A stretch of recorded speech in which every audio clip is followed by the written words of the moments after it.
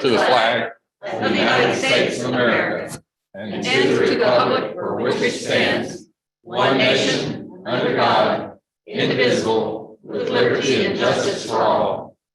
Honor the Texas flag. I pledge allegiance to thee, Texas, one state, under God, one and indivisible. Please join me as I pray. As always, Father, we're thankful for the blessings of this day and the privilege of living in this great country and this great state and this great community. And Father, I'm reminded about the words of a poem by R.L. Sharp, which says, "Isn't it strange that princes and kings and clowns that caper in sawdust rings and common people like you and me are builders for eternity. Each is given a bag of tools, a shapeless mass, and a book of rules, and each must make, ere life is flown, stumbling blocks or stepping stones." And Father God, these commissioners are given the reins of this county, and they hold the shapeless mass of our future in their hands, and they make decisions that affect all the citizens of this county. We pray that you inspire them, give them the wisdom, and that the tools that they use to make their decision will make stepping stones and not stumbling blocks for our future. For it's in your name we pray. Amen. Amen. Good morning, everyone. A roll call, please. Commissioner Chambers, Here. Commissioner Castlemar, Here. Commissioner Russo. Here. Commissioner Wawa. Here. Judge Mills. Here, we do have a quorum. And we have a couple of presentations. We're going to start with Texas A&M AgriLife Extension Master Gardeners. Come on up. This is going to, I already got a present. I see this. Oh, this is good. We have Melody Wagner, who's gonna give a presentation, and also Christy Hutt, who's doing a presentation. And with them is Linda Frank, who is pretty much responsible for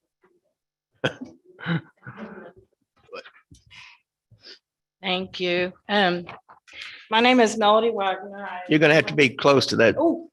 My name is Melody Wagner. I joined the Master Gardener program back in 2015, as soon as my husband and I moved to Rockport. It's one of the best things I've ever done. Christy is our fundraising chair. She's totally awesome. Christy Thompson Hutt. And Linda is our food and education chair. So they're with me here today, and there's really nice looking cupcakes in your bags and a plant. So the reason we're here today really is to just say thank you to the county, to this court, for whatever role you may have played in voting or whatever conversation you were involved with to help us get our greenhouse rebuilt. Especially to the Regional Pool Alliance. Kathleen Hex has been absolutely amazing to work with. We removed the middleman, and Ginger and I basically became project managers, if you will, for getting this thing done, but we got it done. So thank y'all very much. This is kind of what it looked like right after the storm. And you can see in that middle photo, what happened was the wind just treated that greenhouse like a parachute. It just lifted the whole thing up. And you can see in that center photo, those posts had about a foot of concrete around them, but every single one of them came up and the whole greenhouse has kind of collapsed on itself. And all the tables and of course the shade house structure, everything was just thrown all around. We had some help come in. Our fellow master gardeners from Nueces County came over. We even had a friend of a master gardener that came out and cooked for us all one day on our volunteer work day. So we had some help with the cleanup. And finally, in February of this year, we got started on the greenhouse. That's kind of what it looked like in process. We were so excited in February. We put the floor down and we were actually able to move a few tables in, which was big. A little bit about the greenhouse, the new one, it's 30 feet by 48 feet. It's a combination structure. So it's got a greenhouse end and a shade house end. The sides roll up. We got big circulation fans and power and irrigation both throughout. This is a really big part of our program because of the plant sales. And the way we support that is propagating baby plants. So you need a greenhouse. Sorry about that photo, but this is kind of what it looks like now. We have circulation fans up top. We got the big fans on the ends. One comes on when it gets 85 degrees inside, and the other one comes on when it gets 105 degrees inside. So we are set up. Irrigation is hooked up. We're going to be able to adjust every spitter to every plant. And there's a picture also of the shade house area on the greenhouse. So we are super happy. We're back. We got plant propagation going on again. And so the greenhouse is awesome and we all love it. So I want What did it cost you? 149,000. Oh, no. Yeah, about 149,000 in the greenhouse. The power was about 9,000 and the irrigation was close to 8,000. Maybe 170, and it's 30 by 48. 30 by 48. And it's, like I said, it's got roll up sides. It's poly, soft poly, except for on the ends. You know, that's where the fans and it's got real nice walk through doors that we can pull our wagons through and everything. So here's what the landscape looked like right after the storm in August. Like everyone else in here, you know what it looked like. But here's what it looks like now. So yeah, we're back. The roses surprised all of us. We got blue bonnets. The demo garden looks outstanding again. So come see us when you can. I'm going to let Christy tell y'all about she's our fundraising chair. So talk a little bit about the plant sale. So yes, this is my third plant sale since joining in 2018. And so I'm glad I had those couple of years experiences because of the March freeze. I had a lot of hurdles to jump over. And luckily with my volunteer, fellow Master Gardener volunteers, we were able to accomplish that. And so, you know, with our plant sale, we don't just sell plants. All of our volunteers come together. We build things that are, you know, like the middle picture. Gus to the right is our handy woodworking extraordinaire. So he's always making birdhouses, bee houses, butterfly houses, hanging baskets.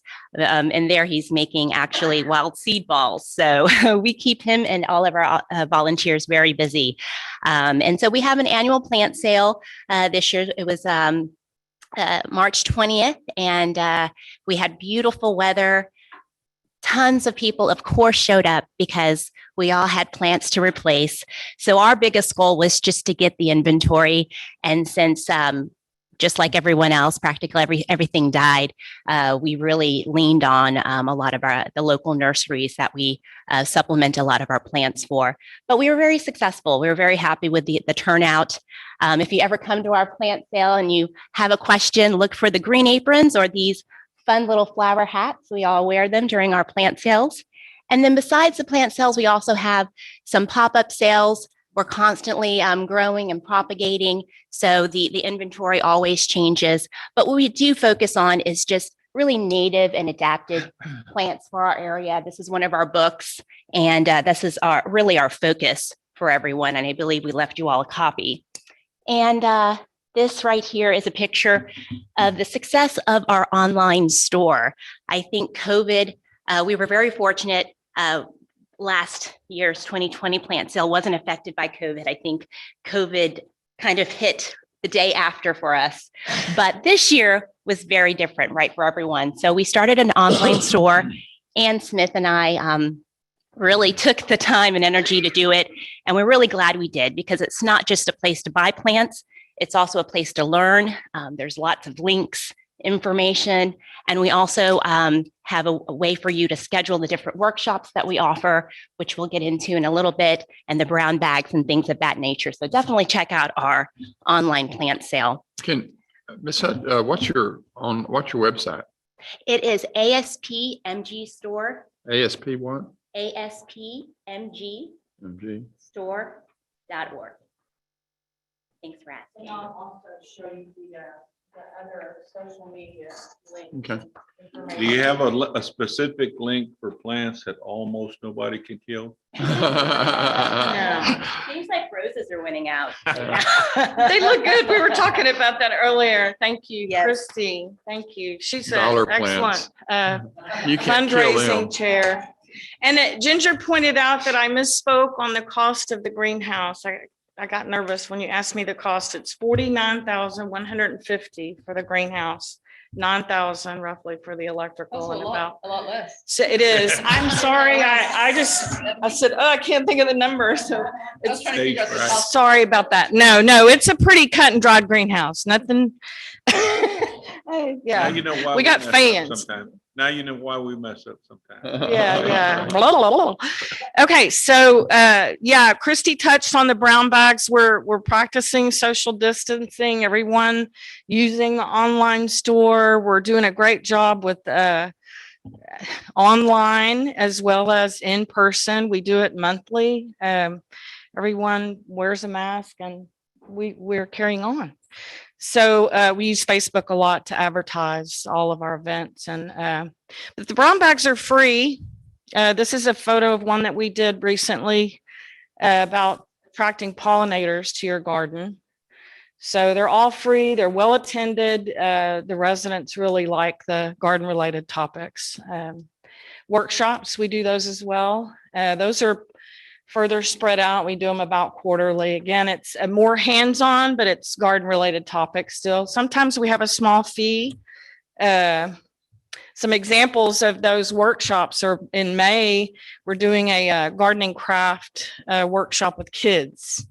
In April, we did one on sustainability in your own backyard. The residents loved this one. This is some photos of gardening art, one that we did recently, but that sustainability workshop that we had, we covered several topics. Sorry. We did a segment on vegetable gardening. We did a segment on beekeeping, a segment on composting, and a segment on raising chickens. The residents loved it. It was kind of a round robin thing. And so it was great. And we have fun doing it. So here is our contact information. Like I said, we use Facebook a lot. We really get the word out doing that. And that's all I have. I really just wanted to say thank y'all for helping us get back on our feet again. We're good. Thank you. Thank Yeah. you. I think this online thing, I think that's awesome. It I is. think that has the potential of really generating some revenue and It did. It generated tons of revenue during our plant sale. And Mhm. like Christy said, we even threw out the workshop. You can sign up for workshops on there. And we had all these additional attendees sign up online that, it's there any other really mas- intense. up Are there front. any other master gardeners around that are even doing this? Are we no, I blazing can't. the trail, so to speak? There are some of the larger groups that have started doing it, but I think we have done an awfully lot. And even though right now, because we sold out, we don't have any plants online, all that educational information is on there. So you go and you say, Texas lantana, and it'll tell you how big it'll get, what it attracts, Mhm. if it's tear resistant, what We- kind of water needs it has. Yeah, we pass out tons of free information at the plant sales and it's all available online as well. We have a Ask a Master Gardener desk. I mean, it's a really big deal. Now this year I was up cashiering and people were leaving with no plants at about 11:15. I was like, oh no, the plant sale's not over. We sold everything we had, everything. We were even taking stuff out of the greenhouse to sell. I mean, it was crazy. So, yeah, that wasn't, but I mean, people, it was crazy. We sold out. They get like a pre-dead discount or something like that? One other thing I wanted to share with you is the number of volunteer hours we have year to date, 4,415. If you value that, it's worth about $120,100. And we've made over 6,000 contacts. So most of you know we have a help desk that residents can call in on. We have a tree team that will come to your home if you have issues. So all that's free.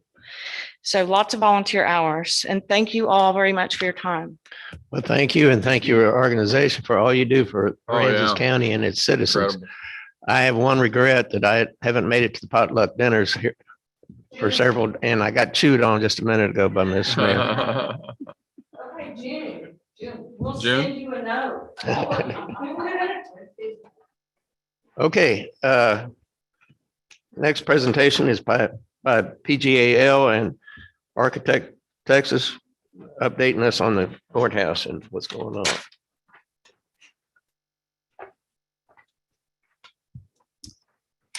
Okay, thank you very much. I'm Paul Bonnet with PGAL. This is Larry Ursick with Architectus. We're here to give you all an update on the design progress on the courthouse project. Colin, can I advance the slides with this? Yep. Okay.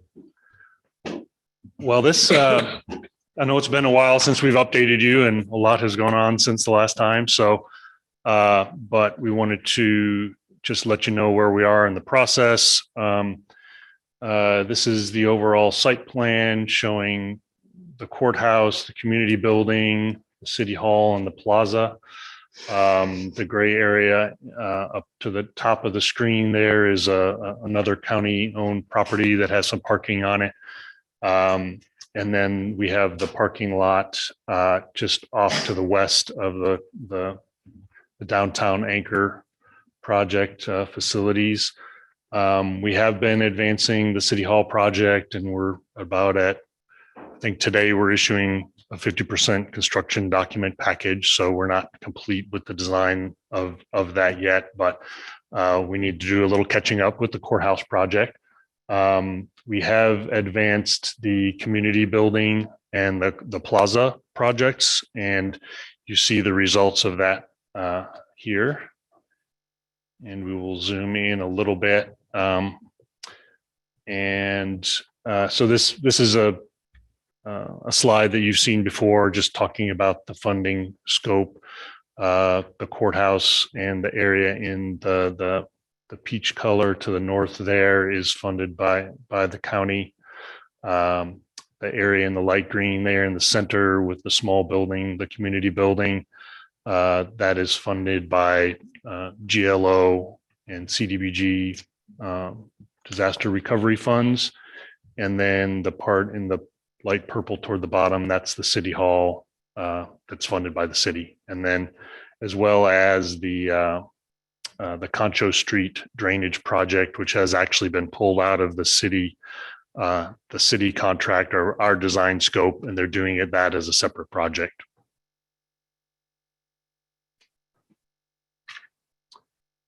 So this is where the floor plans stand right now. Of course, we're doing the 2-story option around 46,000 square feet. The plans have changed around a little bit. As you see there toward the bottom of the screen in the middle, that's the main entrance to the courthouse. And then you will come into a common lobby space from which you'll be able to access the county judge's office, the Justice of the Peace court, and there are some windows there. I don't know if this will show up right here off of the main lobby are the court payment windows.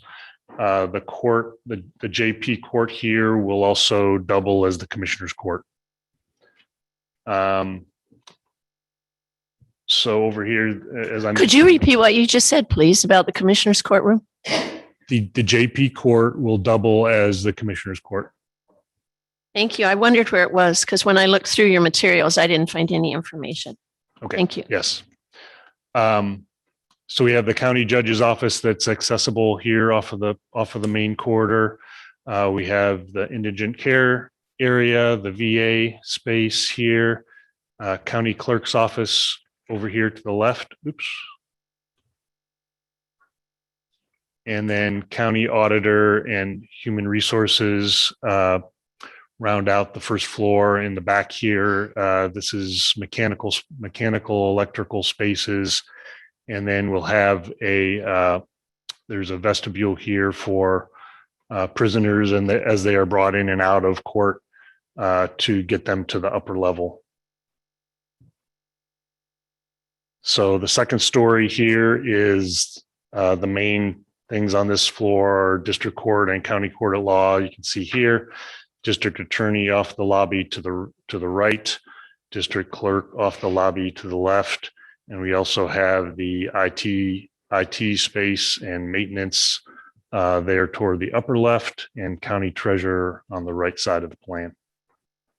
And in between the two, the district and county court of law is the court holding area. So that's where the prisoners will be held, right in here. And there's an elevator going down to the first floor, and that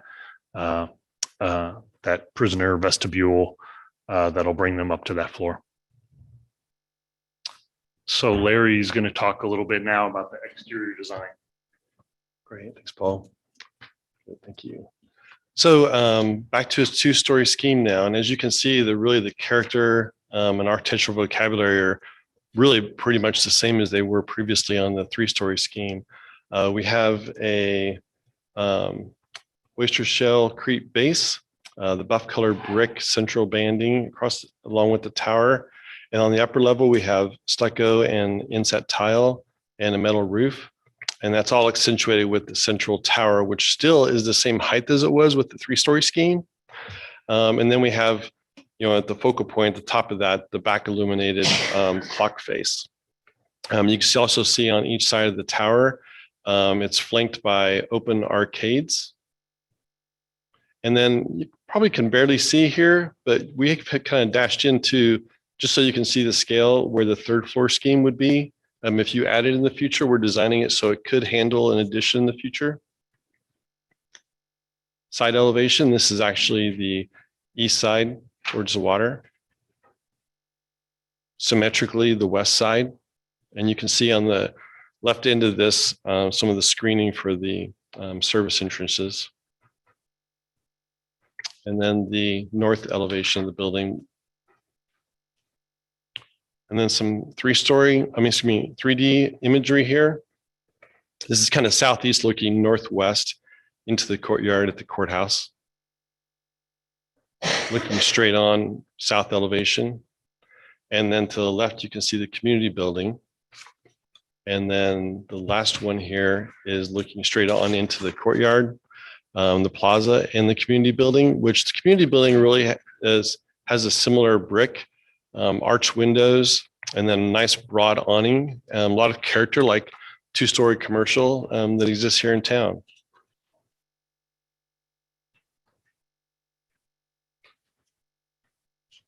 Yeah, so that's our update and presentation for today. Broadus is in the midst of updating the cost estimate. So we will come at another time to update you on the overall cost estimate. But, obviously working toward your budget, and we, along with the rest of the design team, are looking at options that we can include in the bid on bid day that would be alternates, depending on how the bids come in. When we put all this out to bid, that we can kind of select additional items that we could, supplement the building with. So that's our presentation. If you have any questions. Paul, can you please describe the unanticipated work that your company had to do because of the delays or since October 2000? Yeah, I mean, in terms of really, we're still in schematic design, and this is, we're submitting a schematic design. We've submitted an updated schematic design package, which this is part of. So along the way, because of, I guess back in July was probably the last time we came and presented to you, and we were looking at a 3-story option and then a 2-story option at the time. And now we've really sort of redesigned and reshuffled the two-story option based on, comments from staff and the judge, and John Strothman has worked really hard with the individual departments to go back and make sure that, that their space is adequate, that they're in the right place within the building. But as I mentioned before, we have, proceeded along with the City Hall project so that, initially when we proposed on the project and when we interviewed for the project, we were thinking that both projects would be moving along at the same time. So that has caused some inefficiencies, and we've had to, find, other things for the staff to do while we've been, waiting on final go ahead for the courthouse project. So it's just caused some inefficiencies, and also the budget is different than what we had initially anticipated as well. So that's When you why were say, these changes necessary? That's the reasons, right? Yes, Why do you- correct. Yeah. when you say the budget's different, what do you mean? Well, when we were initially negotiating our contract, it was told to us that the overall budget for the whole project was around 22 million. So, and now essentially the courthouse itself is, budget is around that number. So, we So could the have gone, changes from what to what? I'm sorry, The budget changed from 22 million to what? the budget changed from 22 million for the overall project, including, City Hall and the community building and the plaza. Initially when we were first negotiating our contract, that was, that was what we were told was the overall budget for the project. And that has obviously, changed pretty significantly So- from then to now. It was 22 million for the whole project and now it's 22 million-ish for just the courthouse. Yes. What part of the original 22 would you say was for the courthouse? I think in the range of, 13. So we're talking about maybe a 13.5 million. 9 million increase, and that's part of what caused you to need a higher fee. Yes.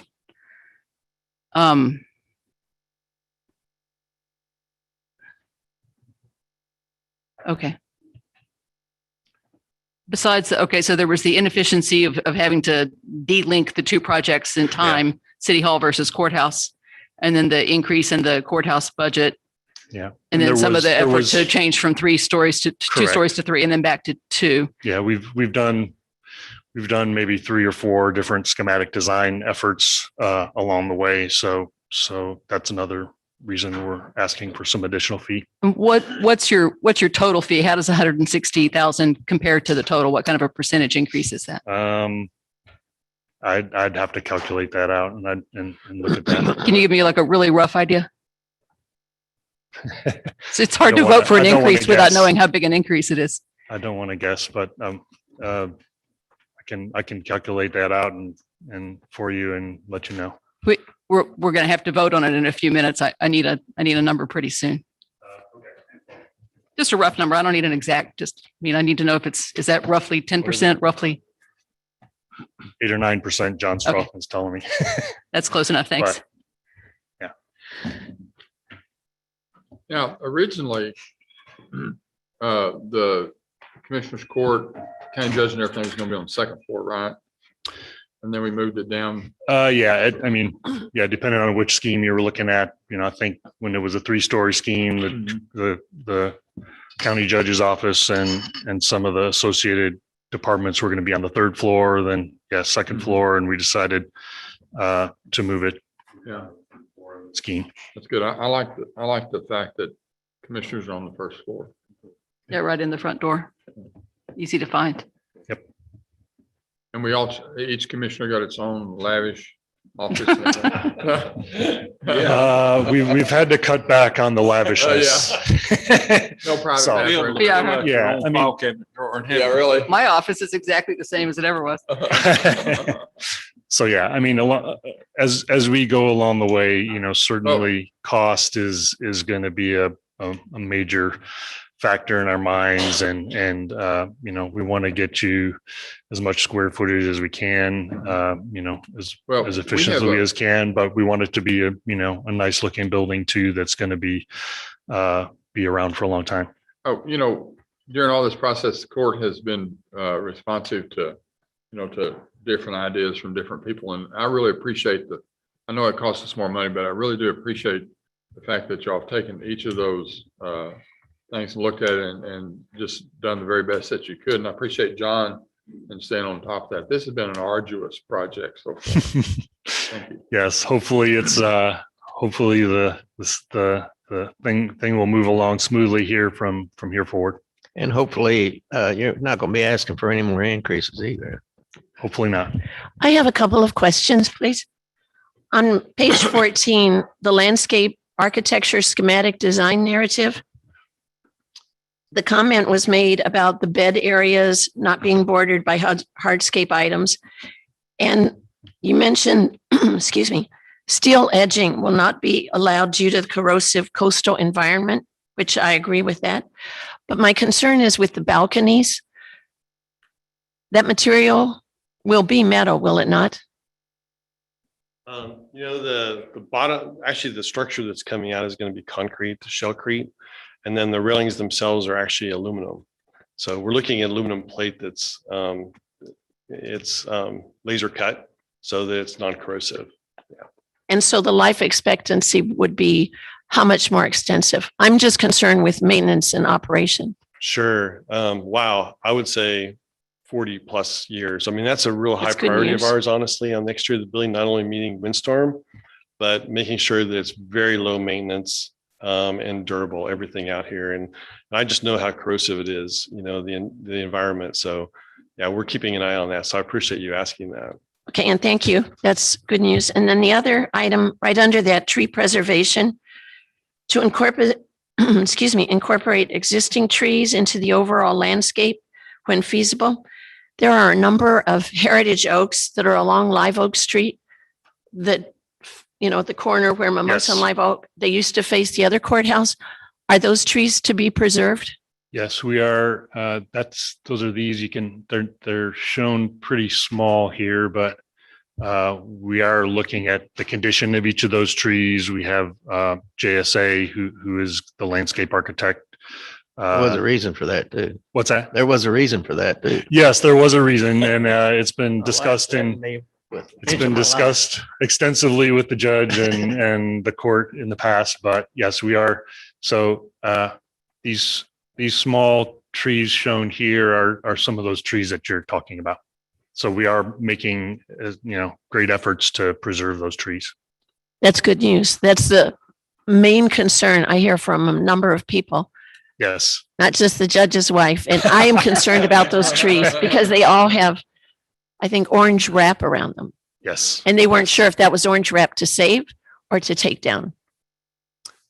Well, we're going to have to keep a close eye on it during construction, and we're going to have a set of documents that, shows how the contractor needs to preserve those All right. trees and, with, orange fencing around them. And those are going to need to be cared for during construction, and we'll be keeping an eye on those too.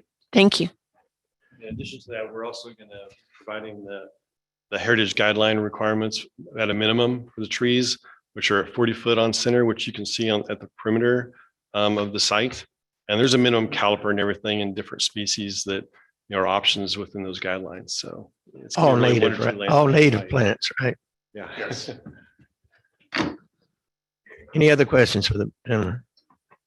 If not, thank you.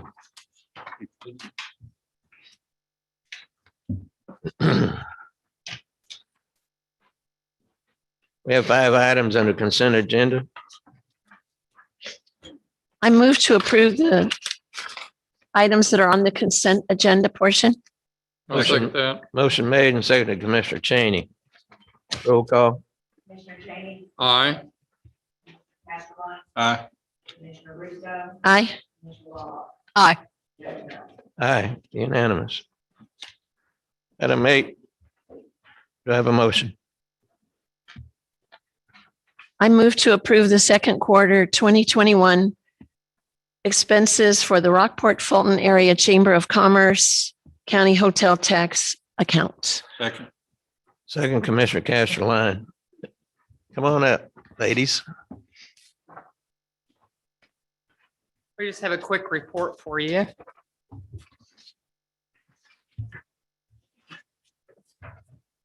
This is the January through March quarter, your first quarter and our second quarter in our budget. Thank you.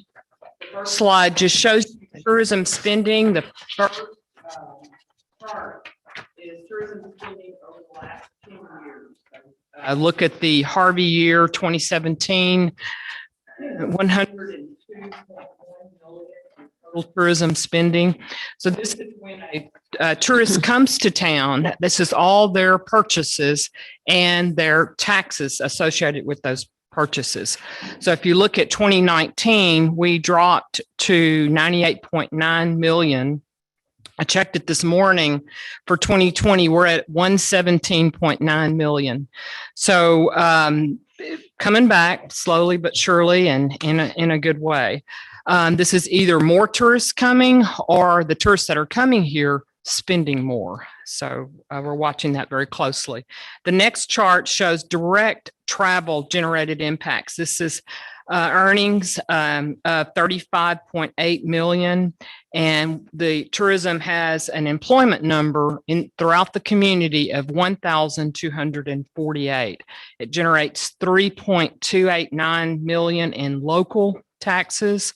And for the state, 5.769 million. This is all from a Dean Runyon report, and that link is there in your packet to go review. There's some other charts in there to look at as well.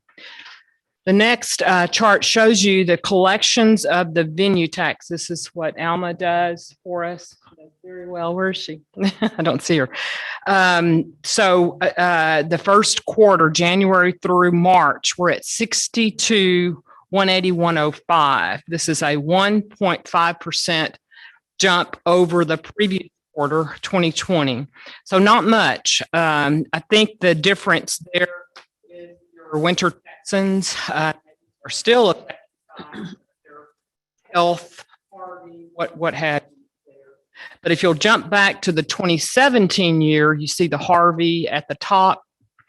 We're about 11% away from reaching those numbers. So still coming back, still working on it.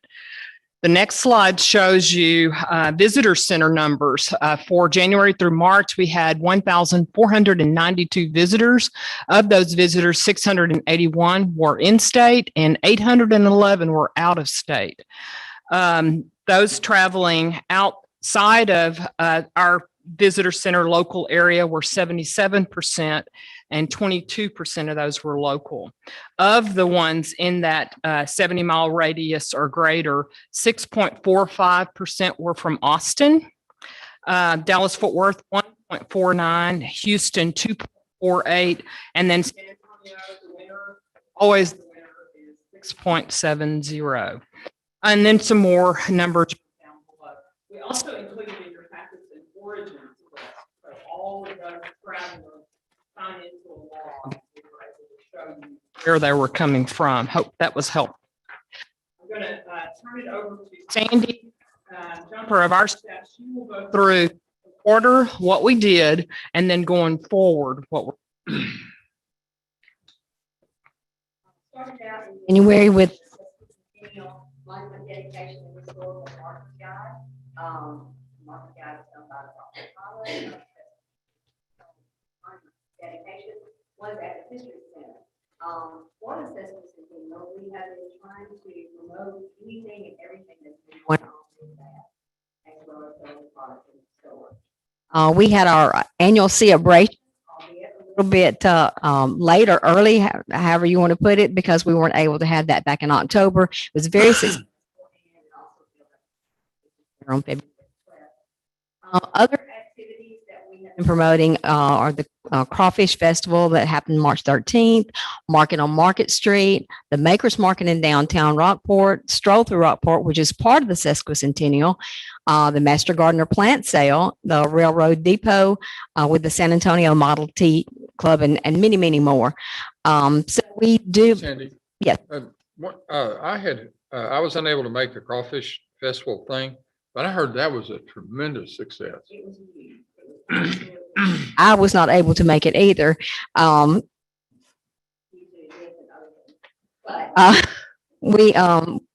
did get a lot of reports on it that it was extremely successful. I heard that, and I'm not promoting anything. I'm just saying, I heard that was one of the best run.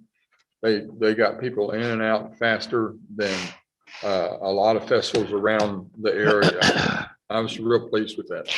I don't think they had an admission for it, so that makes a big difference too. So, getting right. Of course, you had to pay for what you ate. So other things that we've been doing are our monthly email blast, and that goes out to nearly 70,000 people. We have a percentage of about 5,000, 6,000 people that open it each month. That may not sound like a lot, but you think about if you're going on vacation, you may want to get those emails, but you're not going to open them unless you're ready to go on vacation to see what's going on. So I feel like that's very successful. We are continuing with our social media posts, mostly right now still on outdoor activity. That's about to change, but we've been promoting the beach, the water, the Aransas Pathway sites, trails, oystering, anything else that you can possibly think of that will get you outside and about. We're going to continue to do that, but that won't be all we promote. We are about to start a geo tour. Does everybody know about geocaching? Well, the geocaching is about to turn into a geo tour for our area. And we have been working on that nonstop. Diane and I, along with some other people, Sandra Carter has been really good in helping us out with that. And we will be including some of the county sites, especially the pathway sites. We do usually press releases, 2 to 3 press releases minimum a month, and that depends on what's going on and during that time. We have a meeting with our local attractions, and we have representatives from each attraction, which some I see in here right now. We also conducted our annual marketing workshop on March the 25th, and that included all of our TDC and Tourism Development Council, along with our representatives from the county, city, and town of Fulton. This is just a shot from that, and you can see the list of everyone that is on the committee over here to your right side. And we have been working tirelessly on a 5-year strategic plan for tourism. And some of these things have already come to fruition. Some we're still working on. I know you've all probably heard about Restaurant Weeks, and it's sort of a different take on the Taste of Rockport Fulton. So what you will do is you go and you pick up your bingo card. You can get that at the Chamber of Commerce, or you can get it at participating restaurants. If you haven't done it, you only have to eat at 10 restaurants. If you're locals here, I encourage you to do so, because you probably all eat out a little bit anyway. There is a huge box in the Chamber of Commerce that's worth $2,000 to $3,000, and all you have to do is eat those 10 restaurants and put your bingo card in the what would you call that, the mystery box. So right now there's not a lot of cards in there, so you might have a really good chance. I think we recognize some people in that picture there, but that was a promotion that we did. It was actually our where we brought in all of the media to advertise what we were doing. So we had a lot of news coverage by Channel 3, 6, and of course the pilot. Food was real good too. The food was real good. All right. Show you the TV commercial. Real quick, it's 30 seconds.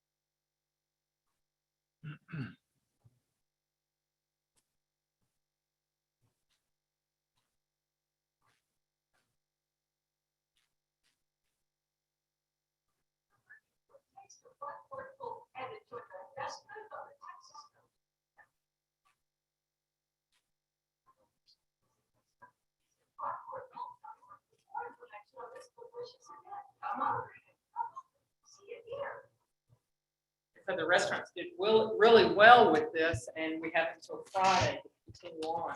What we're noticing is the worker shortage, and we're trying to assist in that area. I think you wouldn't have so much of a wait on weekends if we get the worker situation in a better place. We've got the summer coming upon us. Can you Necessarily- elaborate on, and I know there's a program going on that the hotels and stuff are trying to attract summer workers that maybe they're gonna supply them with. So we teamed up place to with stay. Workforce Solutions of the Coastal Bend, and we tried to use their program product. So they have a virtual job fair that they put together for you. So we are putting that together for May 13th. In the meantime, we've created a website where they can list all of their openings. And there were 50 businesses that signed on to that and listed about 100 positions throughout the community. And when I was looking over it, it's not only waiters, waitresses, and housekeepers. It is across the gamut. It's mechanics, it's transportation drivers, lawn maintenance, it's the entire community. And talking with other communities, it's everywhere. People are becoming YouTubers. They're finding jobs globally. They're doing all sorts of things. But not working. One of the big problems, of course, is unemployment checks.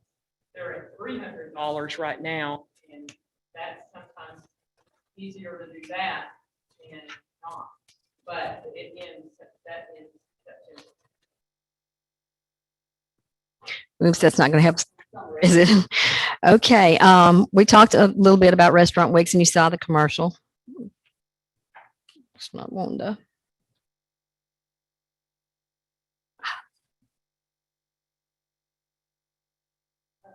And we have party, but I have a feeling that it's probably going to be a little bit because we're wanting to make it bigger and better. We have our ad campaign going on for our summer visitors, and we've got ads in places, Texas Monthly, Texas, why am I not, I want to say Texas Weekly, but it's not. It's Parks and Wildlife, and then Texas. Yes, that's not what I'm thinking about, but that we do have that too. And as I've already said, we are working on the sesquicentennial ad campaign for the sesquicentennial big week in June.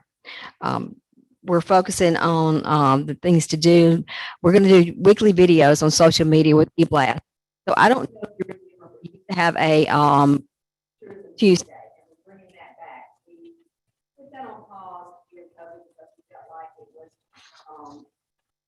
Not the thing we need to be doing to try to promote for coming to our town, and it was not safe to do so. But if it is safe, anybody who wanted to get a shot has had an opportunity to get it. So now we're moving forward. Our sesquicentennial week is going to be June the 12th through the 19th. There's parade, lots of things going on. So make sure that y'all all participate in that. I'm sure Betty is excited about that as well. Our display is going our July 4th.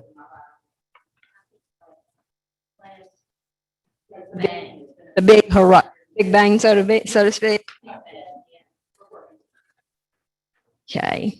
So other things we're trying to focus a little bit on education and training. With our Charmer Visitor Tour, we're going to try to not just them going out and having fun, but to train them a little bit on things that they should know more about. The next one's coming up, May 3rd, we're going to go to the city, and they're going to explain everything that they do. They have to bring in the park people, and that type of stuff. So we're also cross training ourselves. So if let's just say I'm out, then Diane's going to do whatever I would be doing, or you said we've got a new one in here today. Our membership girl back there, Evelyn, is going to help out too. So we're just trying to get it to where everybody can help, whatever, whether it's a visitor or a member. So that way we all have more knowledge of what our jobs Hospitality training, we're doing that at least once a quarter. We just had a class and I think there was 12 in that class and they were all over the county. Our May Tourism Luncheon, you'll see the picture down there. That's Erica Boyd. She's with the Texas Travel Alliance, which was at one time Texas Travel Industries Association. So it's still the same group, but it's different people. These are some of our billboards that we still have up. I think that they are really good because it focuses on different things that we have, and we're all about the water. These are some of the ads that we have in different publications and also our online advertising with our digital ads. And with that, I'll say thank you, and I'm sure Diane wants to thank you. And if there's any questions, we will. Any questions Take for the those. ladies? I have a question about the Exhibit B that was put in there. The hotel funding expense report 2020 to 2021. As I'm looking at this, it looks like there were no advertising and promotion expenses recognized for the first quarter or second quarter. Is that correct? Right, that's correct. We're going into our advertising season. We couldn't really advertise until the vaccinations were coming forward and all of that. So it's all purchased. We just now have to fulfill. Pay for it? Okay, thank you. Sure, so the next quarter report will show that. Any other questions? If not, thank you, ladies, and thank you for all that you do for the community. Thank you very much. Item number 9. Oh, roll call, sorry. Commissioner Cheney, Aye. Commissioner Castro. Aye. Commissioner Russo, Aye. Commissioner Lava, Aye. Judge Mills. Aye, unanimous. Item number 9, do I have a motion? I move to approve the first quarter 2021 report of the Historical Commission. Ms. Stiles, second by Commissioner Castleline. Ms. Stiles? This is mainly an expense report that you have in front of you. If you have any questions, I'd be happy to answer.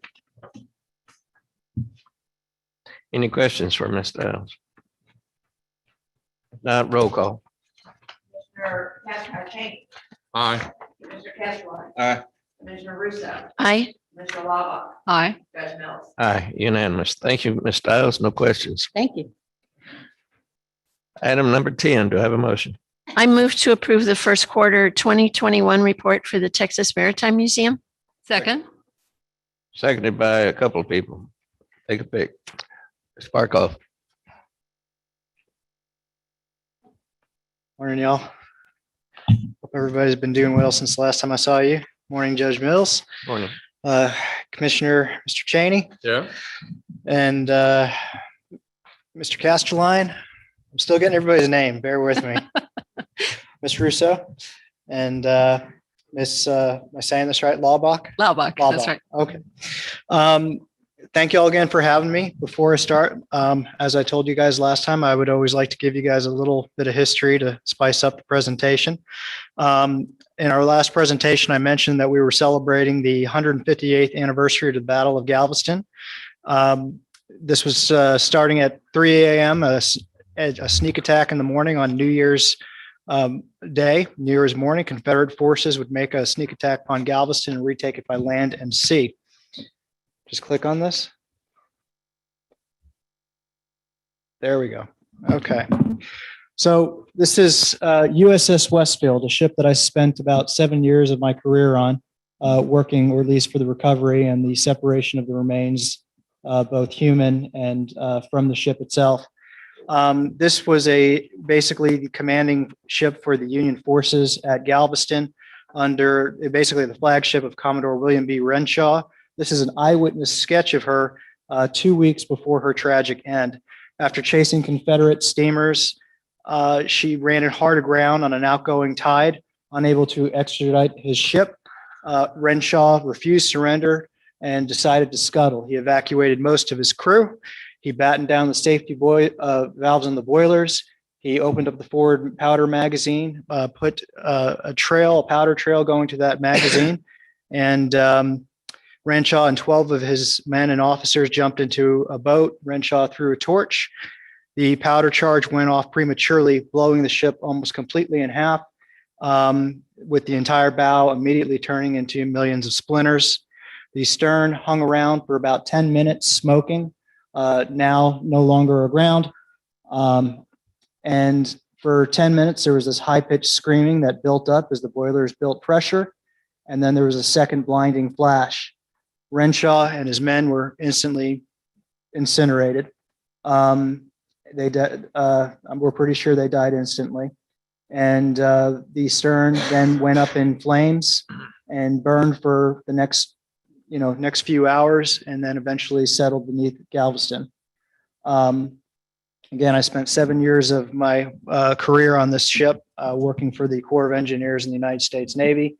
This sketch was absolutely amazing, and we're going to be bringing this into the museum as new artwork. Again, 2 weeks before she was destroyed. This is Bolivar Point. You can see the former Bolivar Lighthouse in the upper right-hand corner. So now to the museum's numbers. As to be expected, our numbers for the first quarter are down compared to a normal year. The cancellation of our Mahjong tournament in January mostly affected those numbers. Unfortunately, our organizer, she actually did come down with COVID. She was hospitalized and she did not recover. So the Mahjong tournament was canceled. So our attendance for our first 3 months was actually only 1,023 people. The total loss of attendance for that time is 66.5%, or minus 2,031 people. That hit us hard, but I still have hope for what's coming next in the next few quarters. So as I stated in my last presentation, now that people are getting vaccinated, we are seeing an increase in state visitors, out-of-state visitors, I should say, which are mostly winter Texans, which are nearing the end of their vacation and traveling the state. Spring breakers coming into town for the beaches, fishing, general tourism are obviously bringing those numbers up, which you'll see in the next quarter significantly. So again, the first quarter has not been hit as bad as we thought it was going to be, especially for people traveling 70 plus miles out of Rockport. This is likely because everybody's getting ready wants to get out and travel. For attendance 70 plus miles out of Rockport in the first quarter, the total loss of attendance is actually only a decrease of 2.03%, which to me is extremely promising. As more and more people get vaccinated and our programs are restarting, which they are, I expect these out-of-town numbers to increase. As I said, I already mentioned the 66.5% decrease between 2020's numbers and for first quarter and this year's first quarter. But the actual numbers are really not that bad. If you don't account for the Mahjong, we have negative 660 for January, 1,370 for February, and only -1 for March. So although I'm not yet presenting on second quarter, our museum is already filling back up with people and large tours from out of town. I just gave a tour to 35 Cub Scouts and 10 Scoutmasters from Tomball, Texas, who stayed in Rockport for, I think, about a week. I will be also giving a private tour to approximately 45 people from a group known as Tideaway today. Thus, I hope to show you something more promising next quarter in terms of those numbers. Also, during my last presentation, I mentioned that in addition to the cancellation of our education events and the temporary hiring freeze of an educational director, our numbers would be further down. In a change of past procedures, the museum is now aggressively pursuing educational grants, of which enough have been granted to where we can actually rehire an educator and restart our summer camps. So we are expecting those to actually happen and go forth this year. We've already got a lot of people calling. A lot of parents are ready to get their kids out of the house. So hopefully by midsummer, the museum will be back to at least 75% staff, including a new hire that I just brought on board, an undergraduate maritime studies student at Corpus Christi A&M. This is going to be a good internship that will allow her to float amongst the current staff. and also learn the different aspects of this field and all the jobs that are out there in the maritime industry. Something else that we are trying to educate all students in this area and along the coastal bend. In terms of our expenditures, the continued support of the county has been extremely helpful to our continued operation. Thank you all so much. As you can see, our approved expenditures have been low for the first quarter. The reason for this can be explained as follows. Since we had to cancel our Mahjong tournament, advertising funds have been redirected. Well, they were put on hold, but now they're being redirected to the wine festival, which we are definitely having, and the upcoming patron party and wine festival. So all of our advertising is moving forward on that. We've already got our commercials going out to Channel 3, iHeartRadio, billboards in different cities such as San Antonio, Houston, Austin. We are having some things up in Dallas, Fort Worth area, but I think that's getting a little bit too far for some people to travel. But there will be advertisement there. I will be having a meeting with my my advertisement committee member tomorrow, so we're going to work on that.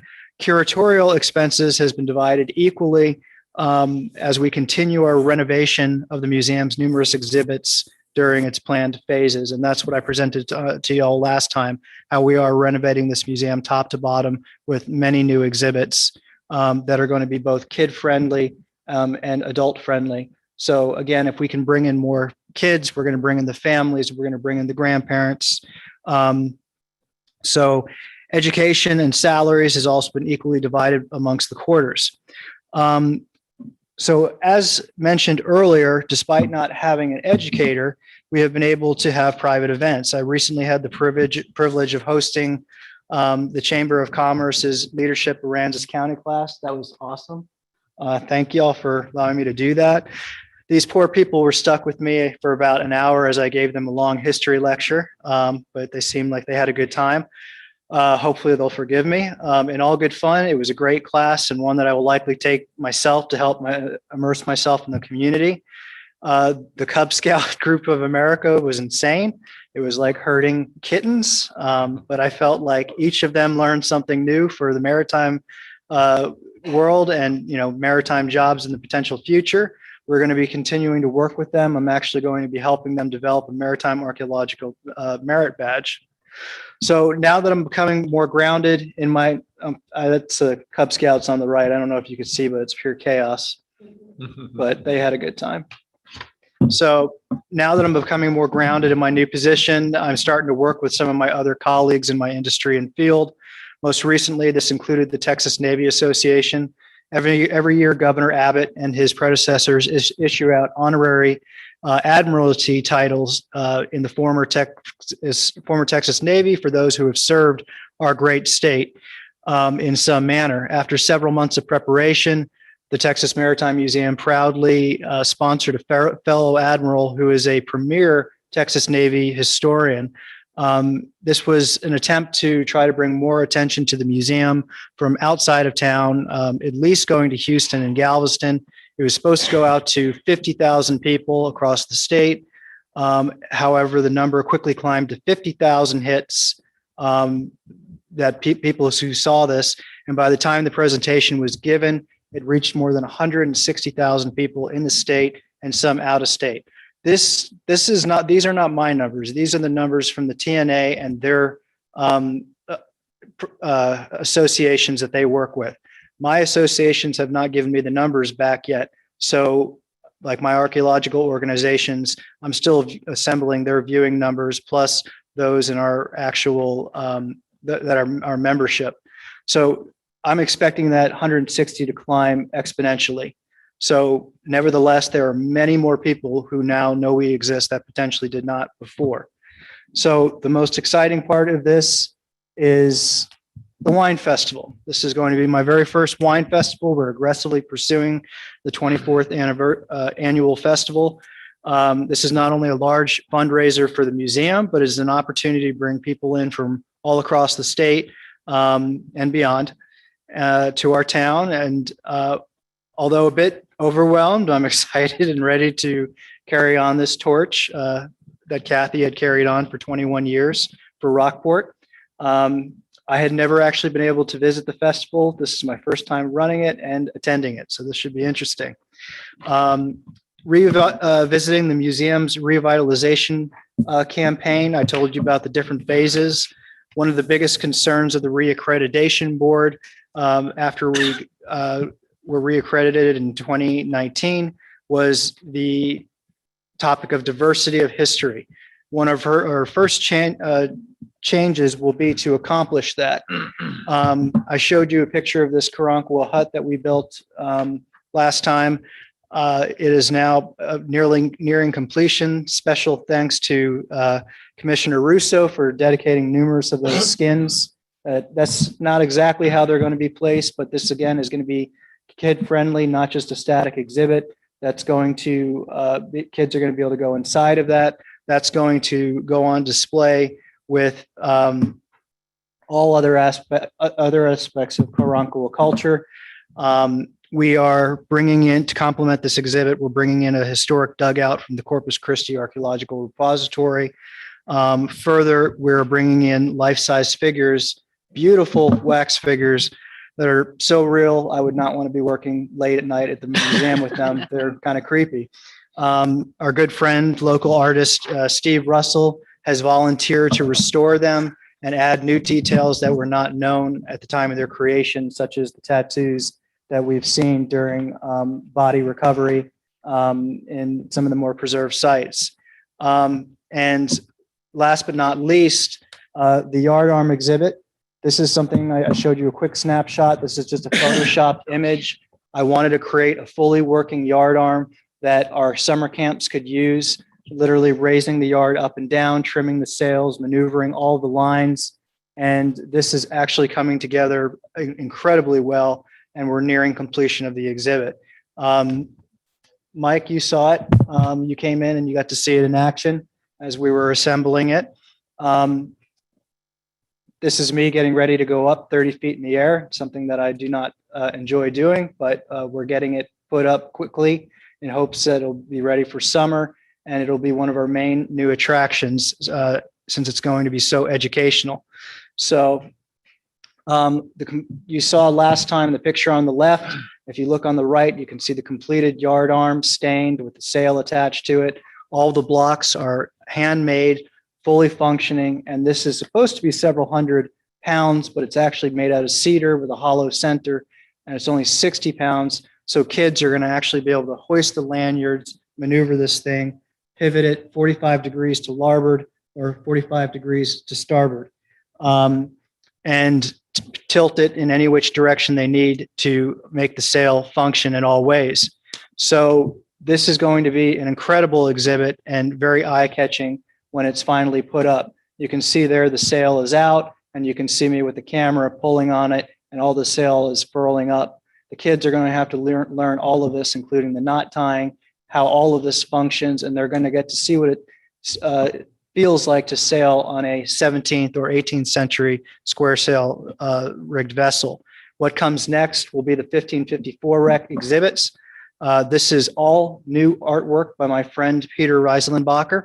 Peter is doing this work. We're working in conjunction with the Spanish consulate, who technically owns these 1554 wrecks that went down off of Padre Island. These were the silver fleet for the Castilian crown in 1554. They made it all the way to the Caribbean before being pushed back by a storm all the way to Padre, where they wrecked. Out of 30 survivors, only a handful made it back to Veracruz. So this is some of the new artwork that we're going to be bringing into the museum that shows the tragedy of it. And again, we'll be bringing in numerous artifacts from those shipwrecks to put on display for public viewing and public handling. So again, it's all going to go into the interactiveness of the museum in digital displays and physical tangibility to be able to touch them. So I appreciate it. I think I kept it on time, Judge Mills. Yeah. I know I can talk here on. Your educational deal. My wife was a librarian, and there used to be, and I don't think he was any older than me, an author from around Galveston named Tom Townsend. Tom who? Tom Townsend that wrote pirate novels. I know the name Tom Townsend. kids and stuff. Uh-huh. And he would come to school in costume and he was really good. And I don't know if he's still living, but might be somebody you might research. But I know I have his name. He's in my library, my personal library. I try to look professional when I'm around you guys, but in reality, when I'm at the museum, I look like a lunatic. I got my pirate hat on. I mean, I'm doing everything to Well, I get know these that kids the excited. times that I interacted with him when he came, she got him to come down for the library. He was really exceptional. Those are the things that kids are going to remember. Oh, yeah. And that's why they're going to want to come back, and they're going to come back each year, and they're going to want to see what's different.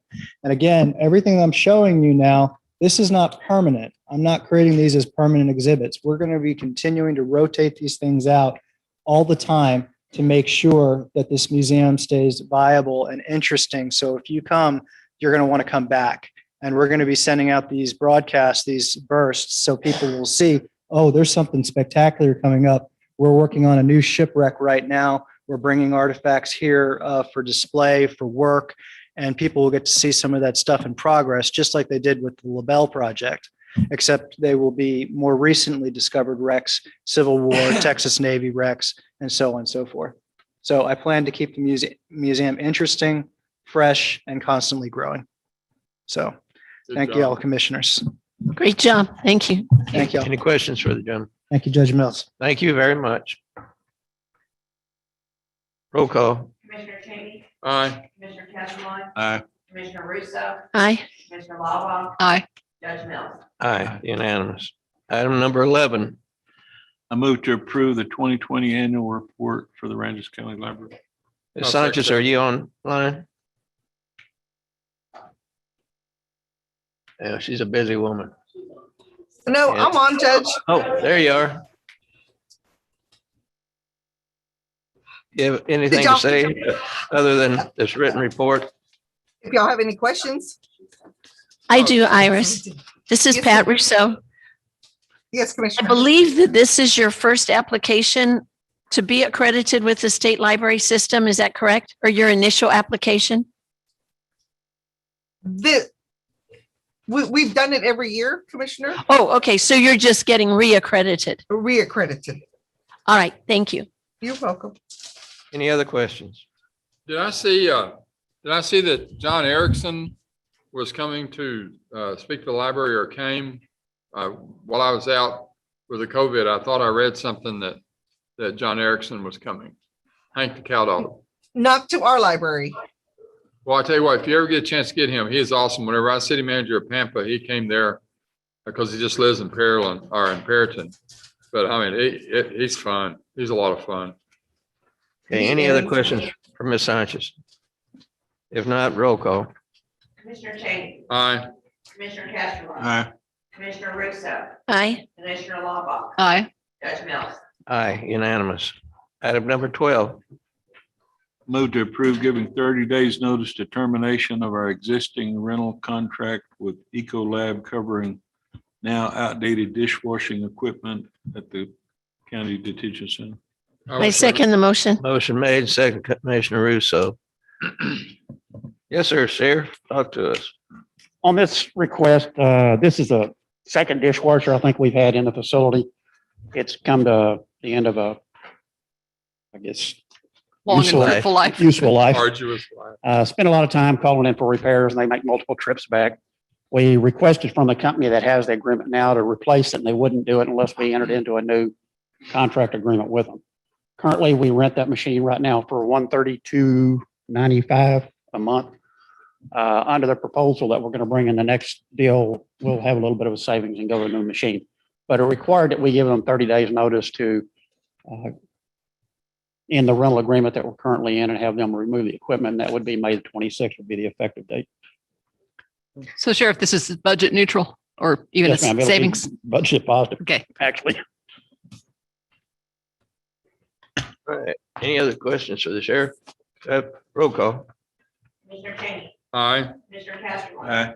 Commissioner Russo, Aye. Commissioner Lava, Aye. Judge Mills. Aye, unanimous. Item 13.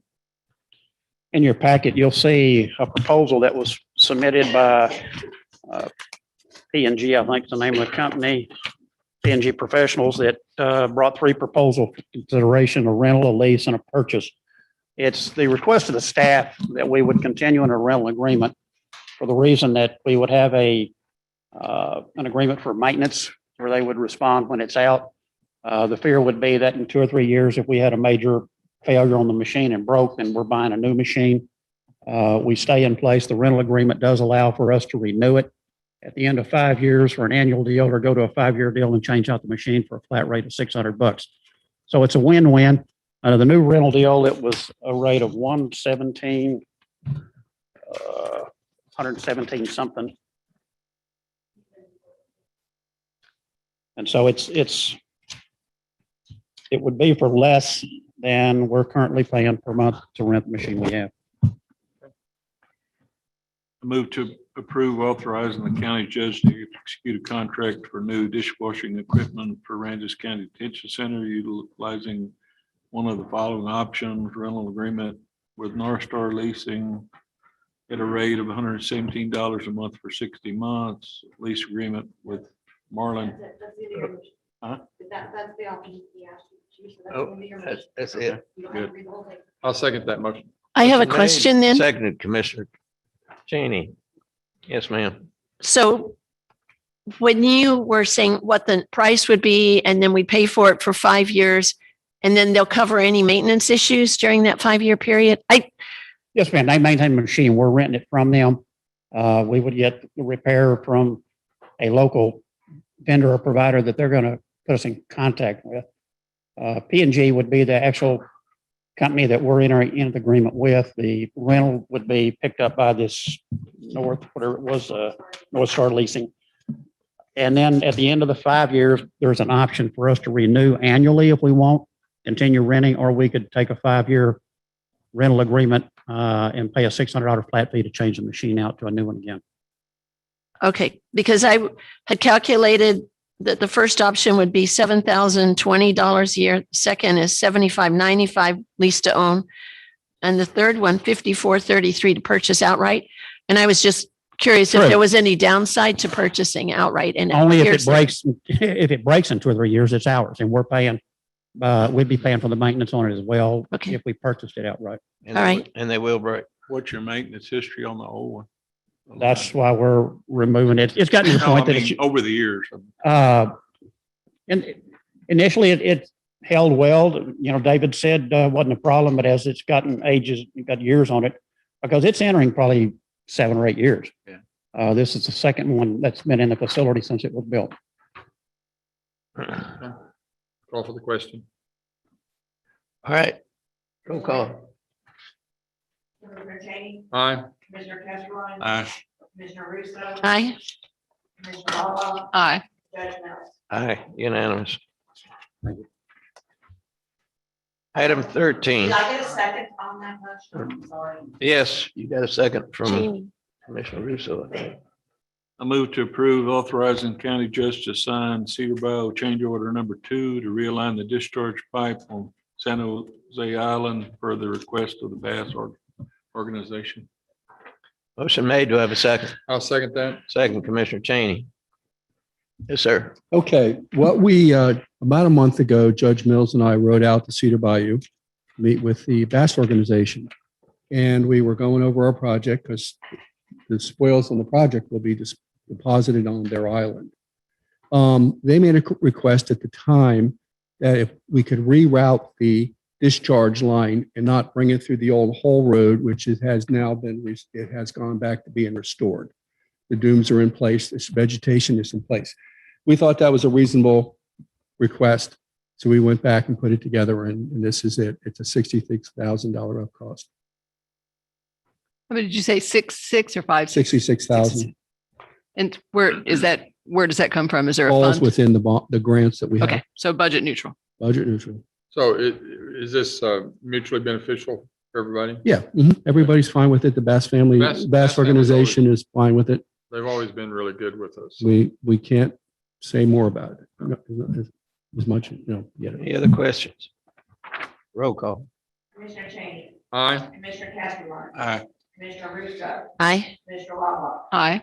Judge Mills. Aye, unanimous. Item 15. I move to approve amendment number 2 to the agreement of architectural engineering, and administrative services for the Aransas County Courthouse Downtown Anchor Project between Aransas County and PGAL, Inc.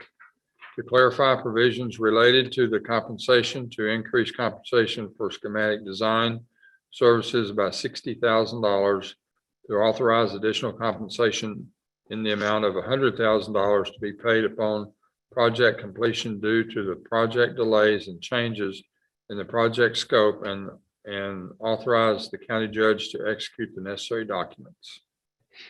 Second. Motion made, second, Commissioner Castleline.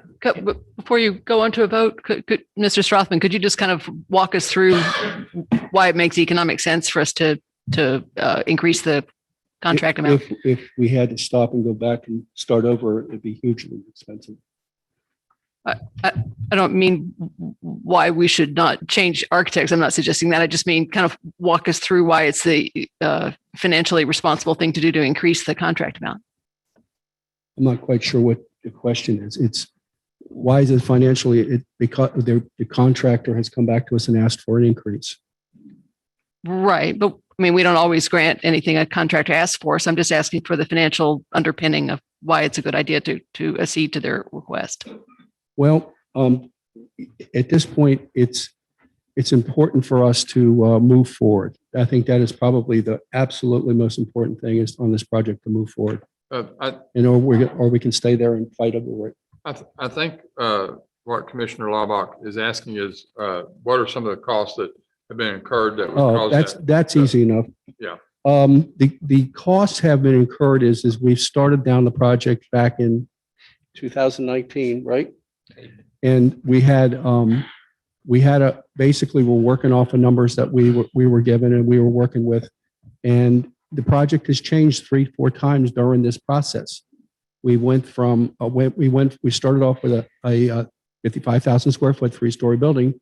Then we came back in here. We went down to a 46,000 square foot building. And Commissioners Court made a decision on increasing the cost. So we went back up to a 55,000 square foot building. And in the meantime, we come back to a 46, and then we finally go through all the legal matters that we had. We go to a 46,000 square foot building, and we had to make some changes to make the 46,000 building work for us. So in effect, these are a result of many change orders caused by the financial and the political situation that we were facing. So part of the issue is that we changed the scope several times, or if not the scope, then at least the correct design of the building several times. And that's not something that's within the architect's control. That was our decision. Right. And then I think there was some question of the general budget for the project increasing by $9 million or so. Could you walk us through that? When and I was not initially part of the original part of it, but when the project started, you don't have plans, you don't have estimates, you don't have anything. You're trying to getting information that you can grab. And so that's how that started down the road, is that we started with the best information that was available to the long-term recovery team. And then we moved further into design. Then you get your first estimates, and then you get to see what the costs really are. So what we're talking about here is that architects generally get paid as a percentage of the total cost of a project. So if the costs change, the fee for the architect necessarily changes. Part of what happens is we just get better estimates of what something's going to cost to build, and some of that includes an increasing construction costs over time. You got to look at what has happened with construction costs, materials cost, and so forth. Well, and this issue would be whether it was PGAL or some other reputable company, they would be coming back to us with a similar situation because these are just basically change orders. Right. We made a lot of decision changes and a lot of things. And the last one wasn't a lot, but after you've done it 3-4 times. John, and listening to some of the earlier presentations, I know we've involved some of our history groups in some of the planning. Mm-hmm. And if we're not already, I'd like to ask that when we start planning the landscaping, that we include our ag department and master gardeners groups as far as suggesting what we use that's not a problem. In the landscaping. Yeah. That's not a problem. And all the monuments, I just want you to know, all the monuments that were in the old courthouse are saved. and they will be put into the new courthouse grounds. And I just had, Betty Stiles just asked me about a time capsule, so we've got to figure out a good location for a time capsule in the courthouse. Are we still using we had those marble slabs that came out of the old one? Yep, we got them. Something's used. We have the benches, the historical markers of the original courthouse and all of that. All saved in my pocket. Any other questions? If not, roll call. Commissioner Cheney, Aye. Commissioner Castro, Aye. Commissioner Russo, Aye. Commissioner Lava, Aye. Judge Mills. Aye, unanimous. Item 16. I move to approve the updated job description for corporate jailer, sergeant, jailer, and jailer commissary to bring the job descriptions more in line with the department's requirements and duties with no new monies. Second. Motion made and seconded, Mr. Castro. Yes, sir. We've talked about this at the last meeting, if I'm not mistaken, Well, it's, or a couple meetings ago. that discussion prompted a little deeper look, and this is a housekeeping deal. The positions are current, but we needed to bring a job description before to approve, so that we'd have that in the file. Over the years, as these have been set up and run, found that there were not. Years ago, we brought a resolution and we agreed to pay half the commissary's salary out of the commissary fund.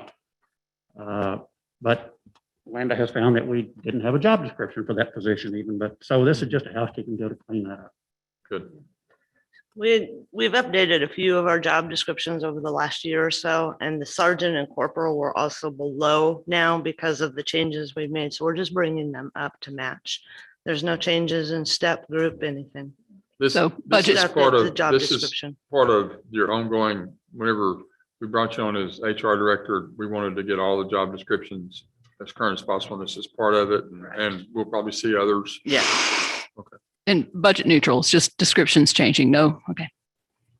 So under corporal jailer, you're saying that that pay group, which is now a 20, was formerly an 18. Prior to when you guys corrected it, yes. All right. And did we have a person in that position? Yes. Okay. And then the sergeant, the jailer, that pay group now is going to a 22. And so the previous pay group would have been a 20. Yes. And did we have someone in that position? We actually have 4 sergeants and 4 corporals, yes. All right. Just as, what's the total number of staff does Aransas County have in the jail facility? 44. Okay. I was thinking it's about 45. And how many corporal positions do you have then? 4. So 4 sergeant and 4 corporal. Correct. Any other questions? Roll call. Commissioner Cheney, Aye. Commissioner Castro. Aye. Commissioner Russo, Aye. Commissioner Lava, Aye. Judge Mills. Aye. And Yeah. before we go on to the next matter, I apologize. I should have asked my standard question when Mr. Strothman was at the microphone. Where does the 160 come from? Is that in a cover by a bond? Is it something? No, it's not coming out of the grant. So it's pretty much just got to come out of the general reserve. We'll have to budget the 100,000 in the next couple of years. So we'll have it in there. So it's not paid immediately, it's over No. time, so we could maybe address it in next year's budget? Right. Is that, 60,000 immediately. okay, so 60 needs to hit the general fund, the 100,000 we may be able to Right, pick up yes. next year. Okay, thank you.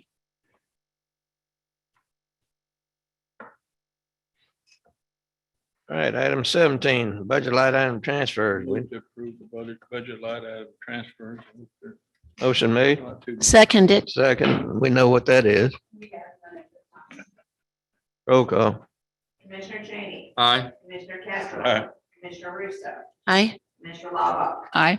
Judge Mills. Aye. Item 18, Move to approve the accounts payable on payroll liabilities. I seconded it. motion second, Commissioner Russo. Any discussion? Roll call. Commissioner Cheney, Aye. Commissioner Castro. Aye. Commissioner Russo, Aye. Commissioner Lava, Aye. Judge Mills. Aye, unanimous. this time we have the time for elected officials or department heads to bring anything up for our attention. Judge, I've been in the time that I've been kind of incapacitated, I've taken a lot of phone calls on things such as both Hurricane Harvey and the ice storm and everything. It appears to me that we still we have come a long way very successfully in being ready for this type of problem before, from going forward. But one of the things I don't think we've done a good job on, and I'd like somebody to volunteer to help me with this, and that is to get more localized communication. There's so many people still don't know about was it the red box or whatever, the red alert. Code red. Code red, thank you. And they don't know a lot about stuff like that. I would like for us to see something where we could start putting some things out either monthly or quarterly and just talk about the things that are available to the citizens of Aransas County for unusual things. You know, I don't know whether it be a newsletter or what, but post it on our website. And the second thing is, I think something that was very important is to be able, when communications are available to the county, to be able to communicate with loved ones in and out and around in other areas of the state and the nation. Now, I realize we've got the fiber optics coming through, and I think that's going to help us a lot in that situation. But again, in our long-term emergency management planning, I really would like to see us start looking at some more localized facilities for communications and where people can do. And in precinct 1 and 1A, for an example, I really have no place to shelter. Those are all things that I would like in the next several years for us to start looking. And I think we're already on that path, but I just think we need to do that. We don't shelter. Thank you. Oh, and by the way, thanks everybody for your kind words with my injury. All right. Anyone else? I just want to wish a happy birthday to Commissioner Casterline. Thank you. Yeah, happy birthday. I'm older than most Dirks, what I say. All right. With that being said, do I have a motion? Move to adjourn. Motion made. I'll second. Second. All those in favor? Aye. Yeah. Good meeting.